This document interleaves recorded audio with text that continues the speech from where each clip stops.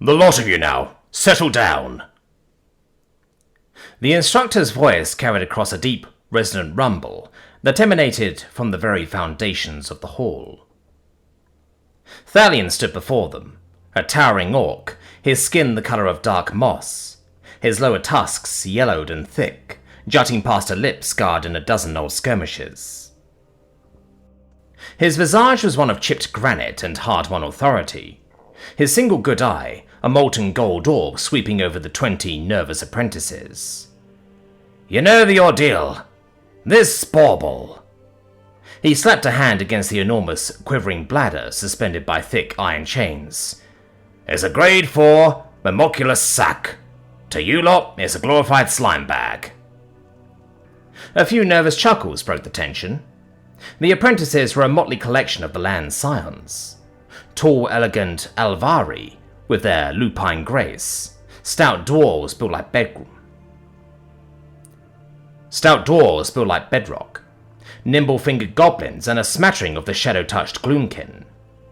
And standing near the back, looking distinctly out of place in his simple, functional levers, was one human. The sack itself was a grotesque, beautiful thing. A translucent membrane of shimmering gelatinous substance that pulsed with a soft inner light. Glyphs of power, etched into its constraining harness, lay dormant, waiting. Direct all your strength into a single blow. Mana or might, it matters not. This magical bladder will absorb the force and give us a measure of your worth. It cares naught for your fine words or noble lineage. It cares for results. Is that understood? A ragged chorus of, Yea, Instructor, answered him. Good. Khestri, you're first. Try not to bring the roof down. The stonemasons are still rough about last season. A lithe Elvari woman with hair like spun silver and eyes the colour of a winter sky stepped from the line. Khestri moved as if the very air parted for her, her embroidered robe shimmering with faint, innate magic. Her smile was a work of art, beautiful and utterly devoid of warmth. I shall endeavour to show restraint, Instructor. Her voice was like the chiming of crystal bells, yet it carried an edge of pure condescension.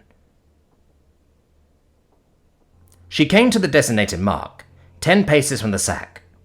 She raised her hands, long, slender fingers tracing patterns in the air. The ambient light of the hall seemed to coalesce around her, drawn into her being. A low, harmonic hum began, a sound that resonated deep within the chest. By the eternal light, the font of all creation, she intoned, her voice now a powerful, echoing soprano, I conjure forth the sun's pure wrath. A sphere of painfully white light, no bigger than a fist, blazed into existence between her palms. It was a miniature sun, contained and compressed by an iron will. It did not radiate heat, but the sheer idea of heat, a promise of incandescent fury. Oswin, the human, shifted his weight from one warm boot to the other. He watched Kheshri's theatrics with the detached air of a craftsman observing a different trade. The posture, the incantation, the dramatic flair, it was all part of a performance he could not and would not ever give. His hand rested on his belt, his thumb brushing over the familiar, worn handle of a dagger. Khestri thrust her hands forward. Soul's judgment! The sphere of light shot forward, not as a spear, but as a silent, impossibly fast comet. It struck the mammoculus sac, dead center. A flash of brilliance stole all colour and shadow from the world, burning ghost images into every retina. It was followed not by a boom, but by a deep, gut-wrenching whoom, the sound of displaced reality. The sack bulged to nearly twice its size, the chains holding it snapping taut with a shriek of tortured metal. The gelatinous interior churned, a supernova contained. Then, silence fell once more. The glyphs on the harness blazed. They swirled like golden fireflies before resolving into glowing numerals that hung in the air. 9.82 Kale. A collective, reverent gasp went through the students. Anything over 7 was the mark of a future archon, and 9 was the stuff of legends. Khestri turned, a picture of serene power, and glided back to the line. Her gaze swept over the others, a silent declaration. That is power.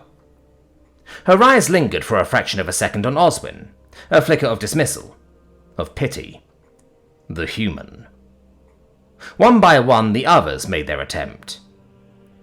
Tully Brewbarrel, a dwarf stout as a boulder, roared a challenge, his braided beard bristling. He slammed his fists together, veins of molten light crawling up his arms. He punched the air, sending a wave of pure kinetic force, tangible as a battering ram, into the sack. 6.45 kale. A respectable, if brutish, display. He returned to the line, grunting in satisfaction. A spindly goblin named Stibble tried to use some kind of alchemical concoction. It exploded prematurely, covering him in green goo and earning him a score of 0.56 kale from the shockwave of his own fall. Then came Deharis. She was gloomkin, her skin the colour of twilight, with small curling horns framing her face. She was perpetually silent, a creature of shadow and stillness. She walked forward, took a breath, and simply pushed her hand out. There was no light, no sound, just a pulse of pure negative energy, a wave of absolute void that struck the sack. The bag didn't budge. It imploded, collapsing in on itself as if trying to swallow the emptiness. The chains went slack, then snapped taut with a deafening crack. 8.55 kale. The students murmured in shock. Khestri's perfect smile tightened at the edges. Deharis simply melted back into the line, her face unreadable. Thalian's golden eye gleamed with grim approval. Oswin, quit gawking. You're last. Oswin felt their eyes on him, the weight of their assumptions, the human, the mundane, the one without a drop of mana in his blood, without the blessings of the earth or the whispers of the shadows. The human's up. What's he gonna do, throw a rock? My father said they are clever with their hands, like monkeys. It is almost a shame. He ignored them. He was used to the backhanded compliments, the thinly veiled condescension. He stepped in the mark. His gear was all practical, hardened leather, dull steel buckles, no ornamentation. He looked like a common brigand one might find on the King's Road. His hand went to his belt. The hall grew quiet with anticipation, the kind reserved for an impending joke. He drew. Not a glowing artifact, not a focus of power, but a dagger. It was a wicked-looking thing, a long triangular blade designed for punching through mail, with a simple crossguard and a wire-wrapped grip. He held it in a low guard, weighing it. Khestri let out an audible, theatrical sigh of disappointment. Truly, the pinnacle of human achievement. Oswin took a breath, and then, with a flick of his wrist that was too fast to properly track, he threw the dagger. It spun perfectly, a flat, glittering arc, and struck the monocular sack hilt first. Thump! It bounced off the quivering membrane and clattered to the floor. The gliss flickered as if confused by the sheer lack of energy. 0.01 kale. The hall erupted, not with the polite chuckles from before, but with unrestrained, howling laughter. Tully Brewbarrel slapped his knee, his guffaws echoing. Khestri's laugh was a sharp, cruel staccato. 0.01! He has set a new record for impotence, she cried. Oswin's face remained a blank mask, betraying nothing of the hot flush of shame on his neck. He walked forward, picking up his dagger, and returned to the mark. He looked at the dagger in his hand, then at the still jiggling sack. He tossed the knife from one hand to the other, his brow furrowed in thought. He was analyzing, adapting. Instructor Thalian's patience, however, had run its course. Enough of this mummery, boy. You have had your turn. Get back in line before you embarrass yourself further. The sack absorbs and measures widespread kinetic and magical force, Oswin said, his voice quiet but clear in a momentary lull in the laughter. A thrown blade, even a well-thrown one, has insufficient velocity, and its force is spread too wide upon impact. The problem is not the lack of force, It is the method of its application. He calmly sheathed the dagger. The laughter died down, replaced by confusion. Khestri rolled her eyes. Oh, here comes the philosophy. Oswin ignored her. His hand went back inside his tunic, reaching deeper this time, to a place no one had suspected. He pulled out an object. It was an ugly thing. A dark blue steel and oiled walnut. It had no grace, no elegance. It was a thing of sharp angles and crude purpose, utterly alien in the Hall of Arcane Power. Silence. A profound, baffled silence fell over the room. The students stared at the object, trying to comprehend what it was. A new kind of magical focus? A bizarre scepter? Oswin cocked the hammer with his thumb. The sound was a profanity in the hallowed hall. 4 distinct metal clicks. Click, click, click, click. It was not the hum of mana, but the sound of springs and levers. Mechanical and brutal. He raised the contraption, his left hand coming up to steady his right wrist. He sighted down the length of the barrel, his form that of a master archer, yet utterly alien. His world narrowed to the front sight, the rear sight, and the center of the sack. He was no longer a rogue. He was a marksman. He thought of the craft, his craft, the precise measurement of charcoal, sulfur, and saltpeter. The casting of the lead slug, the drawing of the brass casing, the delicate seating of the mercury fulminate primer. This was his alchemy, his spell. His finger tightened on the trigger. Crack!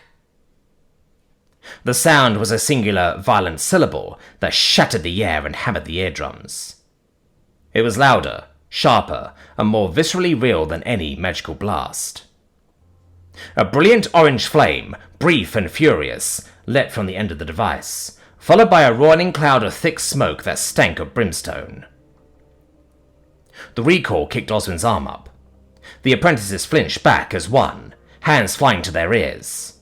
One of the goblins shrieked and dove for cover. And the monocular sack did nothing. It hung there, perfectly still. The glyphs beside it sputtered. 0.02 kale. The silence broke. The laughter that followed was tidal. It was a roar of derision, of mockery amplified by relief. The human's new toy was even more pathetic than his first. All sound and fury, signifying nothing. "Twice as powerful as a knife throw," Khestri howled, clutching her stomach. "Humanity is truly a force to be reckoned with." But Instructor Thalion was not laughing. The old orc's golden eye was narrowed. His nostrils flared as he sniffed the strange chemical stench in the air. As a veteran of 100 battles, he knew the sound of death when he heard it. And that sharp, ugly crack was a new sound. A dangerous sound. "Look again, Instructor," Oswin said. His voice steady despite the ringing in his ears. "Don't look at the hole. Look at the point of impact." Thalion's good eye focused. He stalked forward, the laughter dying in his wake as the students watched him. He leaned in, his scarred face inches from the shimmering membrane. He saw it. A tiny, perfectly round hole, no bigger than his little finger. It hadn't registered properly. The sack was built to measure grand, explosive bursts of power. It could not comprehend the focused, penetrative force of a tiny piece of metal, moving at impossible speed. The kinetic energy was negligible on the grand scale, hence the score, but the result was unprecedented. It had not been bludgeoned, it had been breached. A single thick glob of the sack's inner gel oozed from the puncture and dropped to the floor with a soft plop. Thalion traced the hole with a clawed finger. His gaze swept the hall, landing on a small, misshapen piece of metal near the far wall. He lumbered over, knelt with a grunt and picked it up. A lead slug, flattened and distorted, but still warm. He rolled it in his palm. He looked at the weeping wound in his priceless training device. He looked at the smoking contraption in the human boy's hand. The anger and annoyance on his face had been replaced by something far colder. A look of dawning, dreadful comprehension. He strode back to Oswin, the students parting before him like frightened sheep. "Class dismissed," he said, his golden eye never leaving Oswin. "Human, you stay. You and I are going to have a conversation about warfare." As the other students shuffled out, casting fearful, confused glances over their shoulders, Oswin felt a different kind of dread settle in his gut. It wasn't the dread of failure or humiliation anymore. It was the dread of having succeeded too well. He looked down at the revolver in his hand, the smoke still faintly curling from its barrel. It felt heavier than ever. He had come here to prove he wasn't weak, to show that his family's craft was not just some obsolete trade. He might have just shown them something they would learn to fear. The great oak doors of the training hall boomed shut, leaving Oswin alone with the grizzled instructor and the silent, weeping, Momoculus sack. Thalion tossed the lead slug from hand to hand, the soft thud of the metal against his callous skin the only sound in the vast hall. "Where did you get it?" Thalion asked. His voice was flat, an investigator's voice. "I made it," Oswin replied, his own voice sounding small in the cavernous space. "You made it," Thalion repeated, not as a question. He stopped tossing the slug and closed his fist around it. "Your family, the clan of Oswin, you were gunsmiths, were you not? Before the Concordance, before the Alvari Council outlawed private firearm production." Oswin nodded stiffly. "My father was. His father before him. We were armourers. We made plate, swords, crossbows. The firearms were a specialty. A specialty that has seen their workshop raided, their fortunes seized, and their name disgraced when the newly formed council declared such devices to be heretical engines that mock the divine gift of mana." "Heresy," Thalion mused, as if reading Oswin's thoughts. "That's what they called it. An easy word to use when you have a monopoly on power. And this..." He gestured with his chin towards the revolver still clutched in Oswin's hand. "This is a threat to that monopoly. Unload it. Slowly. Place the weapon and its ammunition on the floor." Oswin hesitated for a second, then complied. He opened the loading gate on the side of the frame, brought the hammer to half-cock, and used the ejector rod housed onto the barrel to push out each casing one by one. The metallic tinkle of the brass hitting the stone floor was loud in the silence. 1 spent casing, 5 live rounds. He placed the heavy revolver down next to the small pile of cartridges. Thalion watched his every move, his eyes sharp and analytical. He saw the practiced efficiency, the ingrained safety habits. This was not a boy who had stumbled upon a relic. This was a boy who had been trained. "How does it work?" Thalion asked, his gaze fixed on the weapon. "No incantation, no mana draw, just a bang and a hole." Oswin felt a strange impulse, not of fear, but of pride. The pride of a craftsman asked to explain his art. "It's a chemical reaction. The propellant, gunpowder, is a low explosive. When it's ignited in a contained space like the cartridge casing, it burns very, very rapidly. It creates a massive volume of gas in a fraction of a second. That gas pressure has nowhere to go but forward, so it pushes the lead bullet down the barrel at extreme velocity." "Ignited how?" "The primer. In the base of the cartridge, the hammer strikes the firing pin which strikes the primer. The impact detonates the fulminate compound inside, sending a jet of flame into the main powder charge." He pointed. "It's all mechanical. Levers, springs, pressure. It doesn't need magic." "It doesn't need magic," Thalion echoed softly. He finally knelt, his joints protesting, and picked up the revolver. He held it with a strange reverence, his thumb testing the action of the hammer. He peered down the rifle barrel. "The power isn't in the user, it's in the device, in the powder." "The skill is in the making of the device," Oswin countered, a bit defensively, "and in the aiming."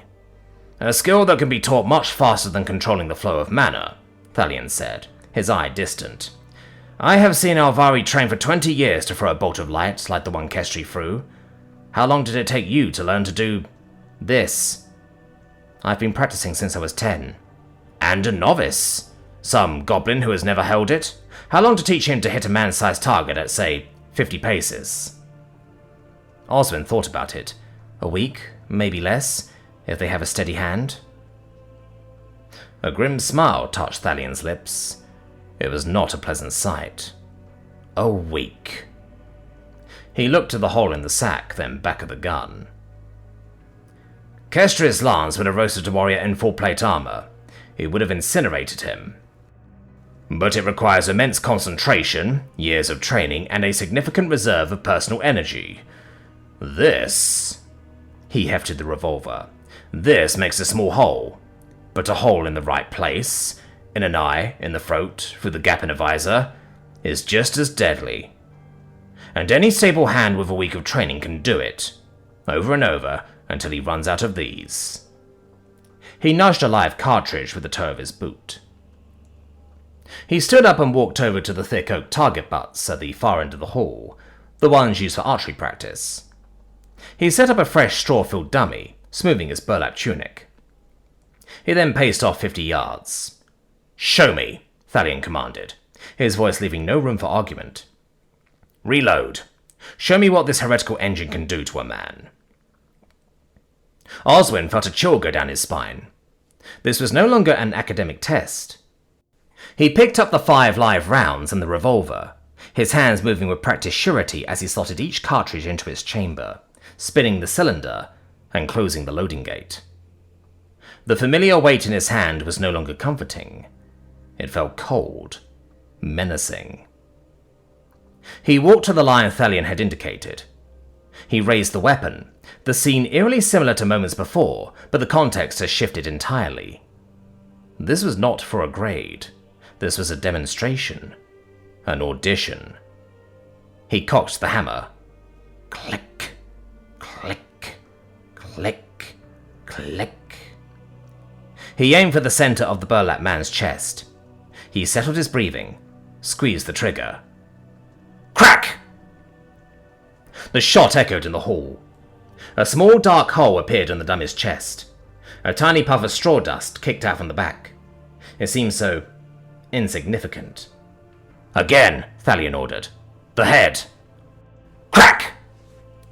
Another hole, this one on the dummy's featureless face.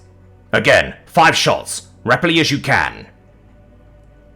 Oswin's hands moved in a blur of practice motion. Fanning the hammer with his left palm while keeping the trigger depressed, he fired the remaining 4 shots in less than 3 seconds. Crack, crack, crack, crack! Each shot sent a small, dark puncture into the dummy's torso and head. The noise was deafening, the smoke thick. When silence returned, Thalion walked calmly to the target. He inspected the 5 new holes and the first one. He pushed his fingers into them, tracing the path the slugs had taken. He then ripped the burlap open. The straw inside was shredded, but largely intact. "Deceptive," Thalion murmured to himself. He turned to Oswin. "The damage seems minimal. Hardly a threat to an armored knight or a battle mage with a warding sigil." "Those are solid lead slugs, Instructor," Oswin said, his voice steady. "They are designed for soft targets. If the target were wearing plate armor, I would use a different tool." Thalion raised an eyebrow. "You have others?" Oswin nodded slowly. "This is a Mark IV Peacemaker frame. A heavy caliber but low velocity. It is a frontier gun for unarmored rabble. My father's masterpiece, that was something else entirely. He called it the can opener." He had Thalion's complete, undivided attention. He theorized it, never built it. The materials were too expensive, the process too dangerous. A smaller caliber, a much lighter bullet, but the propellant load, it would be 4 times what this one uses. The casing would be reinforced, bottlenecked to increase the pressure. The bullet wouldn't be lead, it would be hardened steel. A core of it wrapped in a softer copper jacket to grip the rifling. The velocity would be immense. It wouldn't just puncture plate armor, it would shatter it. It would turn the one inside into a sack of broken bones and pulped organs from the hydrostatic shock alone. Thalion stood there, processing the words. Hydrostatic shock. Hardened steel core. Bottlenecked casing. It was a new language of violence. An industrial language that had no place for honor or courage or magical talent.